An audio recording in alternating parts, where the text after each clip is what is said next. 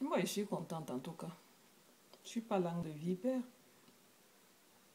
Je suis très contente pour la nomination du professeur Ndiok à l'hôpital à Kintini. Ce n'est pas parce que c'est un bassa, mais c'est parce que c'est un grand médecin qui respecte toujours les patients et qui n'a pas bafoué son serment d'Hippocrate. Il ne l'a pas jeté dans la poubelle. Je le dis en connaissance de cause. C'est un grand médecin, hein? Bac plus 14. Hein? Bac plus 14. Ce n'est pas à la portée de n'importe qui. Il a fait ses brillantes études ici à Paris de médecin. Après 7 ans d'externat, il est rentré pour 7 ans encore pour son internat. Il est chirurgien ORL. Il a étudié ici, il a travaillé ici dans les grands hôpitaux parisiens avant d'aller au Cameroun et il est bien équipé. Donc ceux qui disent on ne le voyait jamais à l'hôpital, vous pensez que c'est un boutiquier? Mais c'est un boutiquier qui ouvre sa boutique à 7 h du matin jusqu'à X heures. Hein? Mais un médecin vient à l'hôpital avec un agenda, des jours et horaires de consultation. Je pense qu'on ne l'apprend à personne aujourd'hui. Hein. Ce n'est pas un dispensaire du village là-bas où tu vas trouver, je ne sais même pas comment dire ça.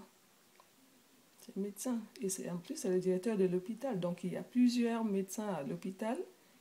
Et le directeur de l'hôpital ne consulte pas tout le monde. Il y a des médecins par spécialité.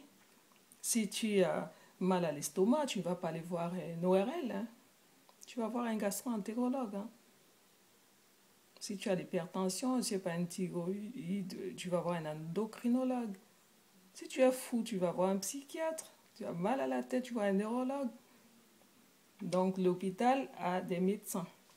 Professeur Ndiok avait 2 jours, moi, quand je suis partie, parce qu'il a sauvé ma soeur il y a moins de 3 ans, la première chose que je demandais, c'était ses jours de consultation. Parce qu'il venait de Douala où il exerçait toujours. Et un seul médecin a au moins 3 hôpitaux. Ils ont des séminaires, des congrès. Il travaille là, il finit là, il va là. Donc il a ses jours dans chaque hôpital ou clinique ou son cabinet privé.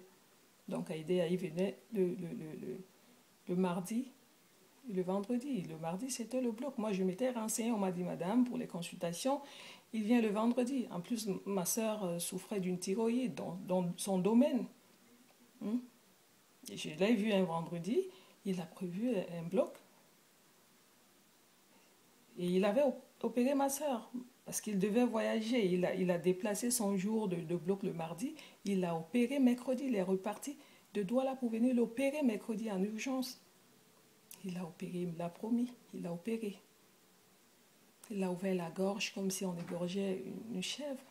Il a retiré une grosse masse thyroïdienne qui bouchait déjà la gorge. Il me l'avait dit, je vais opérer votre soeur. Il l'a fait.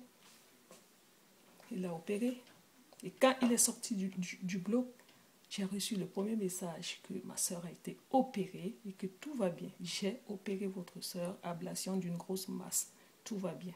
Et ma soeur, 2 heures après son réveil du bloc, elle a pris le yaourt, elle parlait. Elle ne l'a pas égorgée, elle ne l'a pas tuée, elle n'a pas coupé les cordes vocales, elle n'est pas muette. Si je l'avais amenée à l'hôpital général, n'importe quel charlatan, je me doute bien que ma soeur serait plus de ce monde ou je ne sais plus quoi aujourd'hui.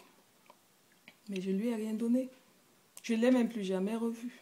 J'ai payé à l'hôpital les frais de l'hôpital public. Donc, maintenant, les mauvaises langues là, vous ne pouvez pas parler un peu gentiment souvent. Ou bien c'est une façon de vous faire voir, parce qu'on est sur Facebook là, il faut toujours être mauvaise langue. Vous pensez que le directeur de l'hôpital qu'on a limogé là, oui, l'hôpital est ce qu'elle est une poubelle ou je ne sais pas quoi, mais celui qui est en tête, comme Hollande ici à Paris, un meneur d'hommes paye toujours les pots cassés. Hein. Mais à côté de ça, chacun prend sa responsabilité, comme on essaie de sensibiliser. Une personne ne doit pas attendre la dernière minute pour aller voir le médecin. Le médecin n'est pas Dieu. Une femme enceinte doit faire ses consultations prénatales, prendre sa tension, tout le bilan sanguin et tout. L'électrophorèse, si son enfant ne va pas naître drépano, et tout. Il y a la trisomie 21, tout ça. Il y a les femmes qui accouchent après 45 ans. Est-ce qu'on fait la myosynthèse pour regarder déjà ce liquide-là par rapport à la santé de l'enfant? Rien du tout. On tombe enceinte, on va au quartier, on se bourre, après on vient à l'hôpital, pouf. Comment voulez-vous?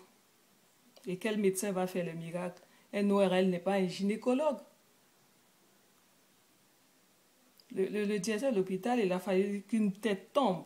Sa tête est tombée. Parce que c'est comme ça. Mais chacun a sa part de responsabilité là-dedans. Les médecins, les responsables, le patient lui-même. Soyez content pour le professeur Ndiok. Arrêtez vos mauvaises langues là. Allez-y le voir si vous souffrez d'une pathologie qui révèle de sa spécialité. Il est ORL, otorino-laryngologique, c'est-à-dire l'oreille, le nez et la gorge. Mais à côté de ça, il a fait la médecine générale. Il peut vous orienter chez un confrère spécialiste pour une autre pathologie. Si vous avez mal aux oreilles, au nez, à la gorge, allez-y. Prenez rendez-vous, il va vous recevoir, il va vous soigner. Mais ne buvez pas vos potions là-bas au quartier et venir à merder les gens tout le temps ici. Soyez contents pour lui.